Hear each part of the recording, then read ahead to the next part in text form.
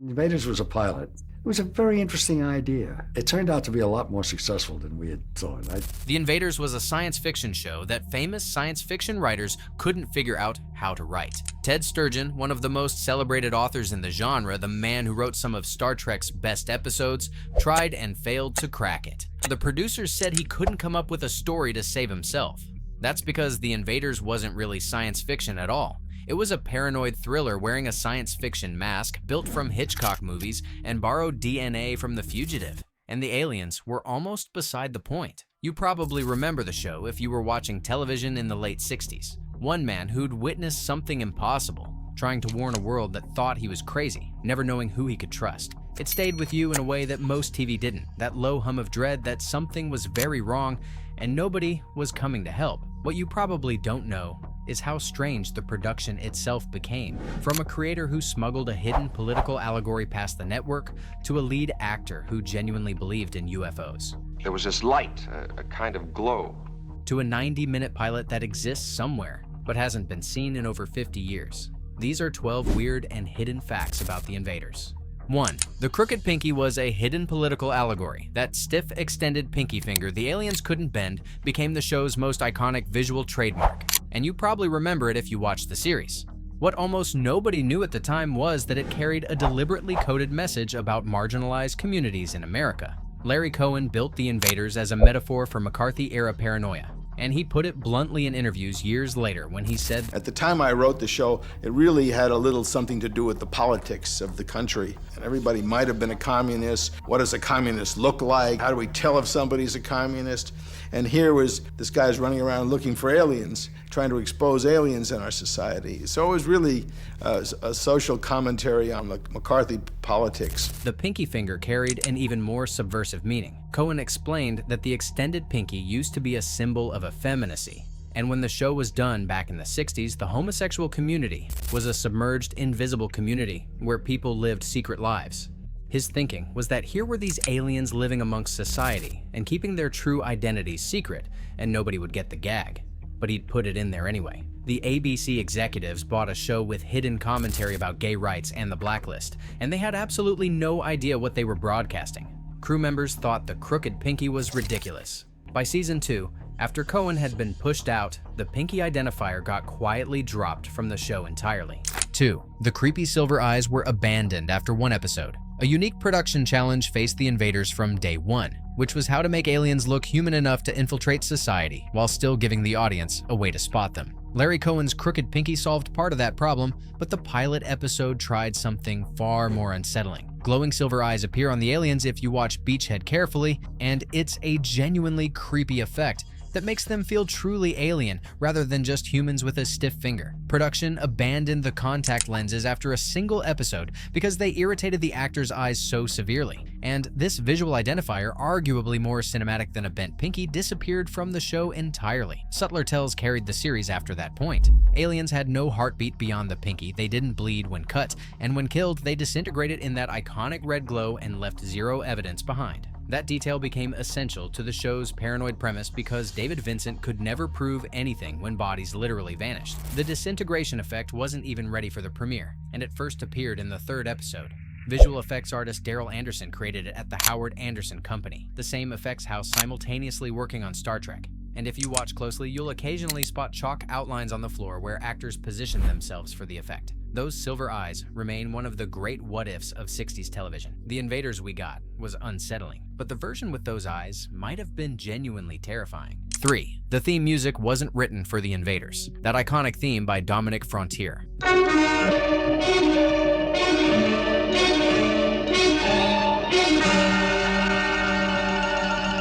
The Invaders had already existed for 3 years before David Vincent ever saw a flying saucer. An unsold pilot called The Unknown was where Frontier originally composed it. That pilot failed to sell and got reworked into an Outer Limits episode called The Forms of Things Unknown in 1964. And 3 years later, Quinn Martin needed music for The Invaders, so Frontier simply recycled his earlier work. The borrowing went deeper than just the main theme. Frontier repurposed cues from multiple Outer Limits episodes throughout the early Invaders scores, and both shows shared similar DNA with their paranoid atmosphere atmospheres and threats lurking beneath ordinary American life, so the music translated seamlessly, while most viewers never realized they were hearing recycled material. Original end credits music was actually composed specifically for the Invaders by Frontier, but Quinn Martin hated it, which meant they stuck with the recycled Outer Limits material instead. Composer Dwayne Tatro came aboard for Season 2 and wrote fresh scores for 6 episodes. But by then, Frontier's borrowed theme had already become the show's sonic identity. The music fans still remember 50 years later. Something fitting exists in all of this. The Invaders was a show about things not being what they appeared to be, about familiar surfaces hiding alien origins,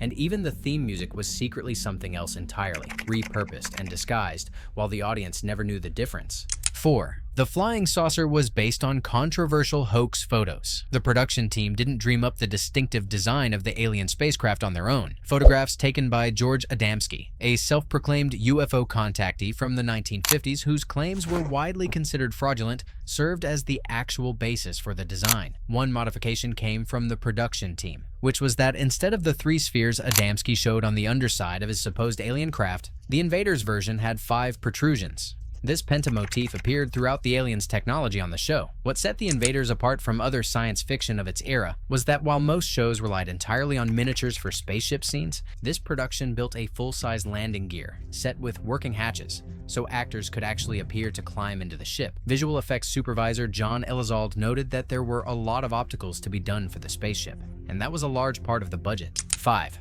Roy Thinnis was a genuine UFO believer. A paycheck wasn't all this was for Roy Thinnis, who actually believed in what the show was portraying. Shortly before the show debuted, Thinnis claimed that he and his wife Lynn Loring spotted a real UFO. Producer Alan Armour confirmed that Roy was a believer and he believed in the series. This belief was sincere enough that it created issues on set. Director Paul Wendkos started making jokes about UFOs during filming, and Armour asked him to stop because it was upsetting Thinnis. Research went beyond casual interest for Thinnis and Armour, who attended actual UFO conventions and interviewed people who claimed to have made contact with extraterrestrials. A great story exists about Thinnis appearing on The Tonight Show. Johnny Carson couldn't stop laughing when Thinnis flashed the crooked pinky gesture, but Thinnis himself was completely serious about all of it. 6. Larry Cohen was pushed out of his own show. One of the stranger behind-the-scenes stories in television history involves Larry Cohen creating The Invaders, selling it to ABC, and then getting effectively forced out of his own series. Cohen was direct about what happened and said it became pretty clear to him from the outset that Quinn Martin really didn't want Larry Cohen around, that he was too much of a maverick and too much of an independent person to be working under him. A twice-weekly serial with half-hour episodes and cliffhangers was Cohen's original pitch, similar to what ABC would later do with Batman. The network rejected that format for The Invaders, and then turned around and used Cohen's exact idea for the Caped Crusader. Here's where it gets interesting. Cohen had written approximately 15 storylines for the series before getting pushed out, and those storylines were used for most of Season 1 without giving Cohen any additional writing credits beyond created by. One thing Cohen was smart about was negotiating for gross participation instead of net, which meant he continued making money from The Invaders for decades, even though he had no creative involvement after the early episodes. 7. A 90-minute pilot exists that's only been shown once. March 1966 in Old Town Temecula, California is when the pilot episode Beachhead was filmed, with the location standing in for the fictional town of Kinney. What most fans don't know is that it was originally shot as a 90-minute telefilm, half an hour longer than what aired on television. 60 minutes was what ABC cut it down to for broadcast. Producer Alan Armour said that editing destroyed something important, and he called the unedited version The Invaders' finest and subtlest effort. Think about what that means for a moment. The person responsible for producing the series believed the best work they ever did was a version audiences never saw. Exactly once is how many times the complete 90-minute pilot was screened, and that was at the Museum of Modern Art in 1969, one showing over 50 years ago, and it's never appeared on any home video release. Not the original DVD sets, not the complete series collection, nothing. For all practical purposes, this longer and supposedly superior version has been lost to fans for more than half a century. Armour described the original cut as more subtle, which suggests the editing for broadcast may have removed nuance in favor of pace. The pilot introduces David Vincent witnessing the UFO landing, establishes his desperate attempts to warn people, and sets up the paranoid tone of the entire series. And a longer cut would have had more room to breathe, to build dread gradually, rather than rushing to the next plot point. Somewhere, presumably, that 90-minute cut still exists, and whether anyone will ever release it remains an open question. 8. Famous science fiction writers couldn't write for the show. A science fiction series would seem perfect for established science fiction authors, but The Invaders proved the opposite. Associate producer Anthony Spinner tried bringing in respected names from the genre, and his assessment was blunt when he said they brought in some top science fiction writers who couldn't do it at all, that Ted Sturgeon was one they talked to, and they couldn't come up with a story to save themselves. For context, Ted Sturgeon was one of the most celebrated science fiction writers of the 20th century who wrote some of the best episodes of Star Trek, including Amok Time. Cracking the Invaders was beyond him. The problem was DNA. Despite its premise, The Invaders wasn't really a science fiction show, but a paranoid thriller with science fiction elements. Larry Cohen built it from Hitchcock films like The 39 Steps, Saboteur, and North by Northwest. And he explained that the hero is in a situation where he's the only one that knows the spies are operating, and no one will believe him. The Fugitive also provided heavy influence with its format of a man moving across America, constantly in jeopardy, unable to trust authorities. Producer Alan Armour came directly from The Fugitive, and many writers were veterans of that show. Science fiction writers wanted to explore alien technology, cosmic implications, and speculative ideas. The Invaders needed something different, which was grounded human drama, real locations, and characters you'd meet in any American town. The aliens were almost incidental, because what mattered was the paranoia, the isolation, and the desperate need to be believed. 9. Michael Rennie's casting was a deliberate sci-fi wink. Casting Michael Rennie as an alien leader meant someone in production was being very clever. Klaatu in The Day the Earth Stood Still was the role Rennie played in 1951, arguably the most iconic benevolent alien in film history. Klaatu came to Earth with a message of peace, warning humanity to abandon its violent ways or face destruction, and he was dignified, calm, and ultimately sympathetic. 14 years later, the Invaders cast the same actor as one of its sinister extraterrestrials, aliens who were infiltrating human society, replacing people, and working toward conquest rather than cooperation. The man audiences associated with friendly aliens was now playing the enemy. 2 episodes featured Rennie, The Innocent and Summit Meeting Part 1. The casting was an intentional wink at science fiction fans old enough to remember The Day the Earth Stood Still, and it played with expectations because here was Klaatu's face attached to a completely different kind of alien, one you couldn't trust despite that familiar and reassuring presence. Metacasting like this was unusual for 60s television because shows rarely acknowledged their genre's history so directly. The Invaders attracted serious science fiction fans who would catch the reference and appreciate the irony. Rennie himself had continued working in science fiction after his career-defining role, but nothing matched the cultural impact of Klaatu. Appearing on The Invaders let him revisit the genre that made him famous, this time from the other side of the invasion.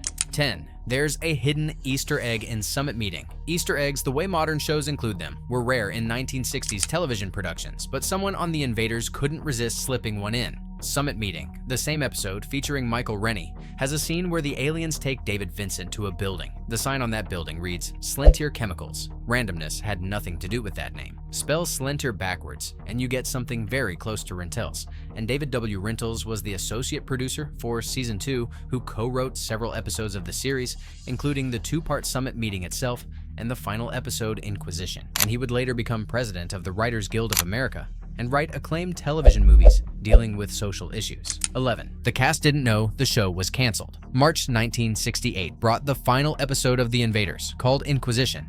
But here's the thing, it wasn't written as a series finale because the production team didn't even know the show was being canceled. Associate producer David W. Rentals admitted he didn't know that they knew they were being canceled when they did the last show. Closing narration of that final episode promised that Vincent, Edgar Scoville, and a new ally would form the vanguard defense against the Invaders. That storyline was never resolved, and the show just stopped. Multiple factors contributed to the cancellation. Ratings had declined steadily from the premiere, and the show was expensive to produce because Quinn Martin insisted on shooting on location extensively and filming night scenes at actual night rather than using day-for-night techniques. Moving to the 10 o'clock time slot in Season 2 hurt the younger demographic that made up the core audience, and the competition was brutal because The Invaders was, according to Variety, slaughtered by CBS's Red Skelton Hour.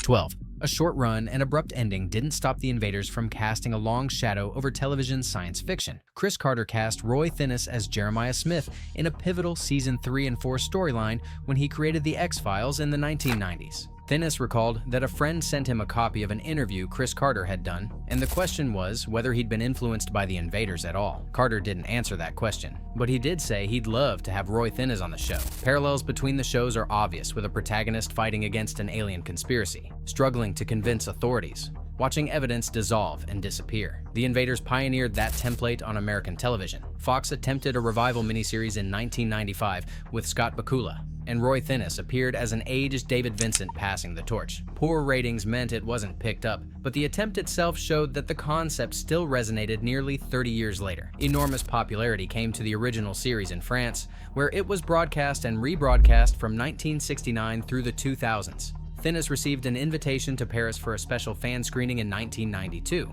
MeTV currently airs The Invaders as part of their weekend sci-fi programming. The complete series is available on DVD, and Thinnis recorded new introductions for every episode. That 90-minute pilot that Alan Armour called the show's finest work remains lost to time. 43 episodes was all The Invaders lasted, but it contained multitudes. A hidden allegory about the blacklist and gay rights that the network never understood. A lead actor who genuinely believed in UFOs. A creator who got pushed out but kept getting paid. A 90-minute pilot screened exactly once in over 50 years. An ending that wasn't supposed to be an ending at all. Larry Cohen set out to take American paranoia and sell it back to television without the executives knowing what they were buying. And by that measure, he succeeded completely. The show's influence rippled through decades of science fiction television, from V to The X-Files to Fringe. Somewhere out there, that full-length pilot is waiting to be rediscovered. The version that producer Alan Armour called The Invaders' finest and subtlest effort. Maybe someday we'll all get to see what David Vincent's story was originally supposed to look like. Until then, keep watching the skies and keep an eye on those pinky fingers.